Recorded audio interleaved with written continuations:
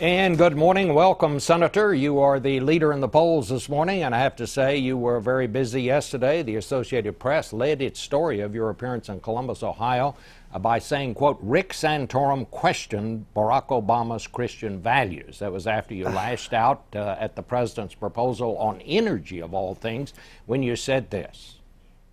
It's not about you. It's not about you. It's not about your quality of life. It's not about your jobs. It's about some phony ideal, some phony theology. Oh, not a theology based on the Bible, different theology. But not So, Senator, I got to ask you, what in the world were you talking about, sir? Well, I was talking about the radical environmentalists. That's why I was talking about energy. This idea that that man is here to serve the earth, as opposed to husband its resources and be good stewards of the earth. And I think that is a phony ideal. I don't believe that that's what we're here to do. That man is here to use the resources and use them wisely, to care for the earth, to be a steward of the earth. But we're not here to serve the earth. The earth is not the objective. Man is the objective, and I think a lot of radical environmentalists have it upside down. Well, how does that translate into some sort of theology that the president's theology worldview is not based on the Bible? I mean, that suggests that he's not a Christian. No, I wasn't suggesting the president's not a Christian. I accept the fact that the president's a Christian. I just said that when you have a worldview that elevates the earth above man and says that we can't take those resources because we're going to harm the earth by things that frankly are just not scientifically proven, like, for example, the politicization of the whole global warming debate. I mean, this is just all an attempt to to centralize power and to give more power to the government. And this is not questioning the president's beliefs in Christianity. I'm talking about the belief that man should be in charge of the earth and should have dominion over it and should be good stewards of it. I don't want to just spend the whole program on this, but was your use of the word theology, perhaps you could have had a better word than that? I mean, don't you know that could, or do you wonder that might lead some people to suggest that you were questioning the president's faith? Well, no, because I've repeatedly said I don't question the president's faith. I've repeatedly said that I believe the president's a Christian. He says he's a Christian, but I am talking about his worldview or his the way he approaches problems in this country, and I think they're different than how most people do in America. At another stop in Columbus, you took on the president on prenatal care for expectant mothers. Here's what you said in this passage. One of the things that you don't know about Obamacare and one of the mandates is they require free prenatal testing in every insurance policy in America. Why? Because it saves money in health care. Why? Because free prenatal testing ends up in more abortions and therefore less care that has to be done because we cull the ranks of the disabled in our society. Senator, I have to ask you to give some explanation of that. You sound like you're saying that the purpose of prenatal care is to cause people to have abortions, to get more abortions in this country. I think there are any number of testing. I think any number of people would say that's not the purpose at all. Well, that's Bob, that's simply not true. The bottom line is that a lot of prenatal tests are done to identify deformities in utero, and the customary procedure is to encourage abortions. And in fact, prenatal testing, that particularly amniocentesis, I'm not talking about general prenatal care. You said prenatal care. I didn't say prenatal care shouldn't be covered. We're talking about specifically prenatal testing and specifically amniocentesis, which is a procedure that actually creates a risk of having a miscarriage when you have it, and is done for the purposes of identifying maladies of a child in the womb. In which in many cases, and in fact most cases, physicians recommend, particularly if there's a problem, recommend abortion. We know, Bob, that 90% of Down syndrome children in America are aborted. So to suggest where does that come from, I have a child who has trisomy 18. almost 100% of trisomy 18 children are encouraged to be aborted. So I know what I'm talking about here. Well, I know you know what you're talking about. I know that well. I know you also had another child that was stillborn. But and I was, didn't, no, he was not didn't you stillborn. want to know about the, just a minute, Bob, just hold on just a minute. My child was not stillborn. My child was born alive. All right. And he lived 2 hours. All and right. by the way, prenatal testing was, we had a sonogram done there, and they detected a problem. And yes, the doctor said, you know, you should consider an abortion. This is typical, Bob. This is what goes on in medical rooms around the country. And yes, prenatal testing, amniocentesis, does in fact result more often than not in this country in abortion. That is a fact. I stand corrected on the stillborn. You're absolutely right. I simply misspoke. But, Senator, do you not want any kind of prenatal testing? I mean, would we just turn our back on science, that this is something that expectant mothers should not go through, that it's best not to know about these things ahead of time? I mean, is that what you're saying here? No, I'm not saying, look, people have the right to do it, but to have the government force people to provide it free just has, to me, is a bit loaded.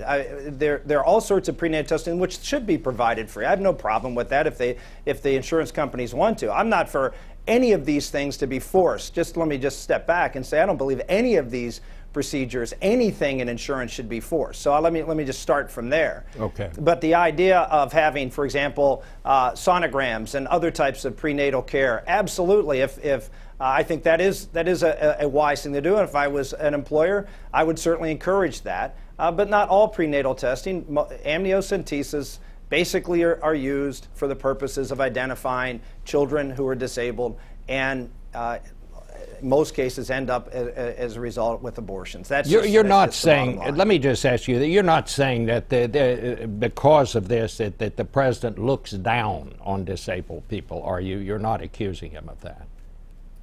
Well, the president supported partial birth abortion, and partial birth abortion is a procedure used almost exclusively to kill children late in pregnancy when they've been found out to be disabled. The president voted for a provision that said that children born alive as a result of abortions late in pregnancy who are otherwise viable should be allowed to be killed by the doctor. I think the president has a very bad record on the issue of abortion and children who are disabled, who are in the womb, and I think this simply is a continuation of that idea. Well, since you brought all this up yesterday, I just wanted to make sure that everybody had a clear understanding of exactly what you meant. Yep. and how you feel about this. Another thing that raised a few eyebrows yesterday, Senator, you questioned the value of all things of the public school system. Now, here's what you said about that. But the idea that the federal government should be running schools, frankly, much less that the state government should be running schools, is anachronistic. It goes back to the time of industrialization of America, when people came off the farms where they did homeschool or have the little neighborhood school, and into these big factories. So we built equal factories called public schools. So there you are, Senator. I mean, are you saying that we shouldn't have public schools now? I mean, I thought public schools were the foundation of American democracy. Yeah, I think I'm saying that local communities and parents should be the ones who are in control of public education, certainly not the federal government. And as I said before, as I said in that clip, I think the state governments have not done a particularly good job in public education. I think public education should be a dynamic process that's locally run, that works with parents to provide the optimal opportunity for each child in America to get the education that they need, not what the federal government or the state government says that you should have. That's why I refer to it as, going back to the industrialization of America, when we had a system in this country with industrialization where you had one car produced, and you maybe got it in two colors, and we haven't changed public education significantly since then. Every single car on a Detroit line is custom ordered. Why? Because it's designed to meet the needs of the customer. The education system, federally run, state run, is not designed to meet the needs of the customer. It's designed for the purposes of the school, not the children and the parents who are the customers of that system. And I think we need a dramatic change in that system. You know, Senator, if everybody could afford to homeschool their children, that would be one thing. I'm not talking about homeschooling. I'm talking about public education, Bob. Well, you know, there are little communities where the people couldn't afford to have a public school, and that's why you have states involved in schools. And well, there's one thing for states to help fund public education. It's another thing to dictate and micromanage and create a one-size-fits-all education system in states and certainly in the federal government, what President Obama is trying to do. What we need is to have the same kind of change and dynamic change in the public school system as we've seen in the economy of this country. Customized. Everybody gets what they need. I have 7 children. I can tell you each one of them learn differently. All of them could excel in different settings, and that goes with every American child. And we can do better than a system that 1 in 3 children drop out of school. If that is the hallmark, Bob, that you talk about as a great society, when 1 of 3 children drop out of school, and a lot of the folks who don't drop out of school still can't read at grade level, that to me is a failure, and defending that failure is not something I'm planning on doing, which is what the president does. Well, what would you do to fix it, Senator? Well, as I said before, first I'd get the federal government out. I would, to the extent possible, with respect to mandates and designing curriculum and the like, I would get the state government out. I think that the parent should be in charge, working with the local school district to try to design an educational environment for each child that optimizes their potential.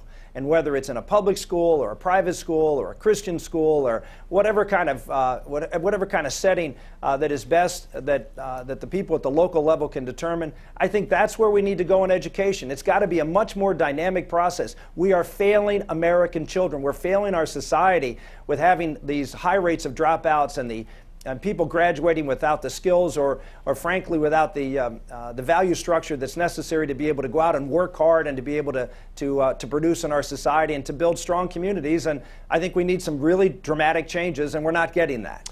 Senator, I want to thank you very much for being with us this morning. I'd hoped to ask you about some questions about the economy, but frankly, you made so much news yesterday out there on the campaign trail, I felt compelled to ask you about that. Thank you so much for being with us. I'm happy to make news about important issues of the day that obviously don't get talked about a lot. All right. Well, thank you so much.